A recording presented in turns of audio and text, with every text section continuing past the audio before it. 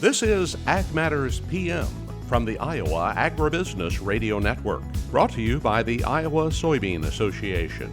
Your daily recap of the information that affects Iowa's farmers, producers, and consumers, right here in the heart of the heartland. With reports from our award-winning broadcast team of Dustin Hoffman, Riley Smith, and Mark Magnuson. Now, from the IARN studios in Des Moines, here's Riley Smith. Well, good day and welcome to Ag Matters PM from the Iowa Agribusiness Radio Network. I'm Riley Smith. Today is Thursday, June 29th, 2023. We're so glad you could join us for today's show. In today's episode, I talked with Dr. Doug Ensley of Boehringer Ingelheim. We also have a check of that ag weather outlook, but first, let's run down the markets. It's time now for the Ag Matters PM Closing Market Summary, your source for market analysis and settlement prices from the day's trade in Chicago, courtesy of the folks at agmarket.net. At the end of another trading day in the ag marketplace, we're talking with Tyler Schau of agmarket.net. Tyler, so far today, what have we seen going on in the grain markets? A little bit of continuation of what we've been seeing the last 6 or 7 trading days. Corn especially not able to pick up any traction and move higher.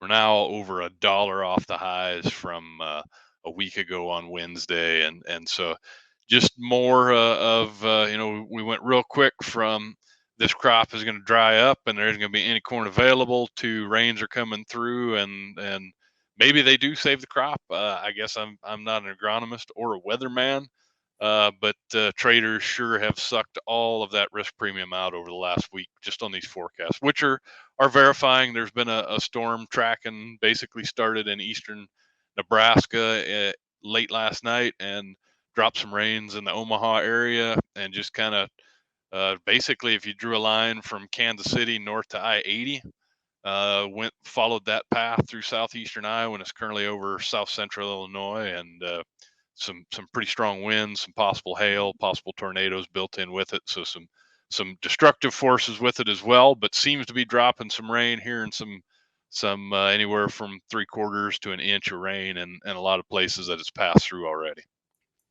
Now, if we get those reports of good rains on top of storm damage, I mean, is that going to be weighing pretty extra heavy on the markets then? Yeah, I mean, it's going to take some time to really figure out if storm damage did any damage. Again, I'm not an agronomist, but I do know storm damage in July is a lot better than storm damage in late August, September, and October.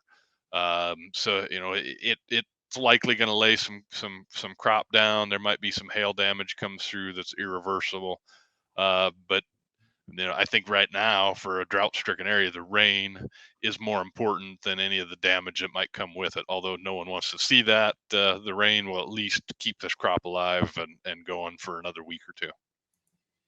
And of course, we know since we're in the weather market, that's the almost exclusive driving factor right now. But we've also had like flash sales to Mexico for corn recently, and that's kind of conflicting with their stance on stopping the imports of GMO corn that they're planning eventually.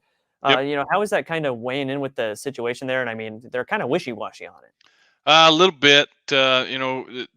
We've been saying for a long time it's going to be really hard for them to achieve that goal. It's probably more political than anything. So I guess I haven't put just a ton of stock into it. The one thing I would say that that's a couple trains that got sold into Mexico. At least now we're finding U.S. grain is somewhat competitive in some of the export markets. A lot of corn that was going into that area was coming via boat from some South America. So the fact that we're getting some move, that's a step in the right direction. And it's a double-edged sword though. In order to continue increase export sales, we have to see prices low, but no one wants to see prices low. So I guess there's kind of a push-pull there. And then on the other side of the marketplace, what's been the story in the livestock markets today?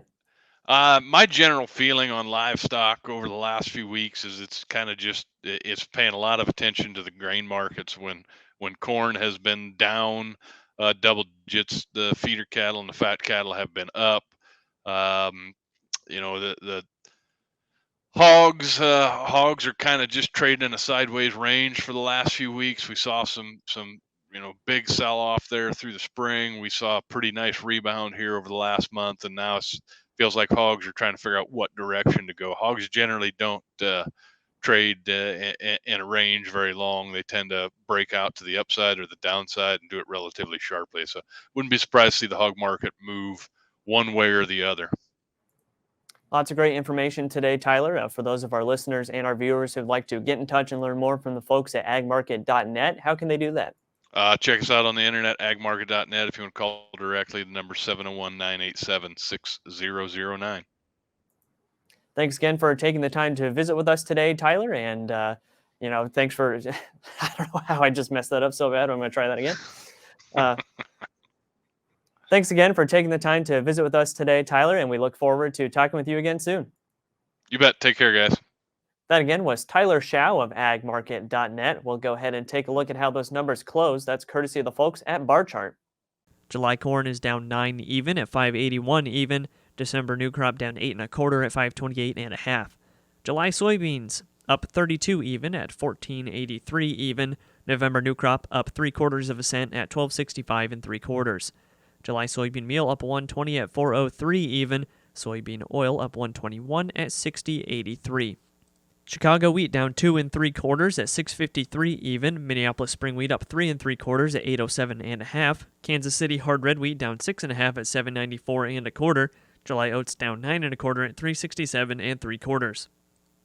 On the Merc, August live cattle up 62 at 174.50. August feeders up 212 at 242.37. July lean hogs up 117 at 95.45. July pork cutout up 87 at 150 cents. Class 3 milk down 28 cents at 14.07. And that's been a check of the markets here on Ag Matters PM. We're going to go ahead and take a quick break to hear from our sponsor, the Iowa Soybean Association and the Soy Checkoff. When we come back, I talk with Dr. Doug Ensley of Boehringer Ingelheim. This is Ag Matters PM. Iowa Soybean Association is driven to deliver for Iowa's 40,000 soybean farmers. We're proud to provide objective agronomic research, a helping hand with soil and water stewardship, and timely industry news powered by the Soybean Checkoff. Learn more at iasoybeans.com. Welcome back to Ag Matters PM from the Iowa Agribusiness Radio Network. I'm Riley Smith. At this year's World Pork Expo, I had the chance to talk with Dr. Doug Ensley of Boehringer Ingelheim about their swine public health business team that they have that is out there protecting American livestock from foreign animal diseases. Just tell us a little bit on what exactly that does and how it works with the U.S. government to just kind of promote that public health. So the VPH, or Veterinary Public Health Business for Boehringer, works with the U.S. government both from a foot and mouth disease vaccine bank standpoint and also with the oral rabies. So we work with USDA APHIS to supply vaccine for the bank, U.S. Foot and Mouth Disease Vaccine Bank, and we work with USDA Wildlife Services to provide oral rabies vaccine for their use primarily on the East Coast. Now, for both diseases, but primarily foot and mouth disease, why is it so important that we take that seriously and make sure that we have that health risk under control? So, if most people look, they say, well, we haven't had foot and mouth disease since 1929, so must not be a high risk. But we look around the globe, we see new cases around the globe, and we know that people are moving around and trying to immigrate here, and they're moving from countries. So primarily foot and mouth disease has been seen in the Middle East, the Southeast, Indonesia, those areas, and so that keeps our risk high, and so we need to be vigilant. I know everybody at this meeting is thinking about ASF, but ASF affects pigs primarily, whereas foot and mouth disease affects any cloven hoof or two-toed animal, and so that puts our number of animals at risk at a higher level. Right, and then what are some of the specific things that you guys are doing just in general, working with the government to make it sure that we're keeping that foot and mouth disease under control? Because like you said, it hasn't been in the States for a long time, and well, there's a good reason for that. It's because we're taking it seriously. Right, and so we work with the government to let them know what's happening around the globe, because the VPH business is a global business for BI. So we have teams all over the globe looking and watching and maintaining. We maintain 16 banks, vaccine banks for countries, excuse me, and we also supply foot and mouth disease vaccine for endemic countries. So we have our hands on and view of what's going on around the globe. So that really gives us an opportunity to work closely with the U.S. government tell them where the risks are, where the strains are that we need to pay attention to. Right, and in those countries where foot and mouth disease is running around, what does that look like for, say their swine industries or their livestock industries in general? And have they been able to manage that? And then how do you guys track that just to make sure that it never gets here in the first place? So one of the things is if it comes into your swine herd, it doesn't kill the pig, but it will impact production and impacts welfare because it's affecting mouth and their ability to eat, and it affects their feet, and that's the same in cattle. And so that's really something. And so then if we're selling vaccine, we're monitoring the efficacy of the vaccine, so we're really paying attention to how that is. We work closely with the World Reference Lab to look at what strains are out there and what issues are, what strains are at most risk to the U.S., so we can work with them to know what we need to put into the bank. Right, and then we know as well that aside from just the production value of making sure that that animal is healthy and gaining weight at an efficient rate, we're looking at the welfare side of things too. And like you said, that lethality or the lack of lethality doesn't need to be ignored in that case. In any event of having that animal in pain or not feeling healthy, that's something we want to take care of, because at the end of the day, that's what a farmer and a producer's job is, to make sure that those animals are healthy and good for production. Absolutely. I mean, we need to understand that producer cares about those animals, because they know that they care well for the animal, maintain its welfare. That animal is going to be productive and provide the most economic benefit to them as a producer. So absolutely, that's a real concern. And that's why I always tell people, make sure you're good with your veterinarian, work closely with your veterinarian, work closely to watch in your feed. So. And is there anything else going on with the veterinary public health business side of things that our producers or our listeners should know about today? Well, one of the things I think, and yes, rabies does not affect swine, but it affects the public. And so that impact on the public, we need to make sure that we're vigilant on those things. Again, working with your veterinarian and your pets and all of that protects your family, protects your pets, protects even cattle. Cattle are at risk of rabies too, so really being vigilant on what's going on. Now, on top of staying in contact with your herd veterinarian and keeping that kind of plan of attack ready, how else can producers go to learn more and just get in touch and talk about some of the options that they have to keep track of things and stay healthy on the herd side of things? It's really, following the right sites and understanding your education and understanding your biosecurity and being very vigilant on what you're doing biosecurity-wise, what you're doing, where your feed come. All of those things are so important. We need to really focus on that part and working with, as I said, with your veterinarian or whoever else you're working with on your health and your feed and all of those things, is really being vigilant on that. And then if our listeners, producers want to get in touch with Boehringer Ingelheim specifically, who should they talk to and how should they do that? Well, you should talk to your Boehringer rep. You can talk to them. They can get in touch with us. You can go to the Boehringer website. You can look us up. You can look for me. I can talk to you. I practiced food animal veterinary practice for 10 years, and so I've been around that area. So. All right, Doug, lots of great information today. Thanks for taking the time to visit with us, and enjoy the rest of the World Pork Expo. Well, thank you very much. It was a pleasure talking to you. That again was Dr. Doug Ensley of Boehringer Ingelheim. As for right now, let's go ahead and take a look at that ag weather outlook. Well, today was a pretty interesting one as far as weather is concerned, because while we did get some of that good rain that we needed, especially areas where the storms passed over, we are hearing reports of storm damage as well. So it's always a difficult balance to strike between getting that rain through those severe weather storms, which is where we usually get it, and making sure that we don't get too much damage. So hopefully everybody is able to make it through without too much issue, and if they have had the damage, they can pull through for the rest of the season. So let's see what the National Weather Service has in store for the next 24 hours.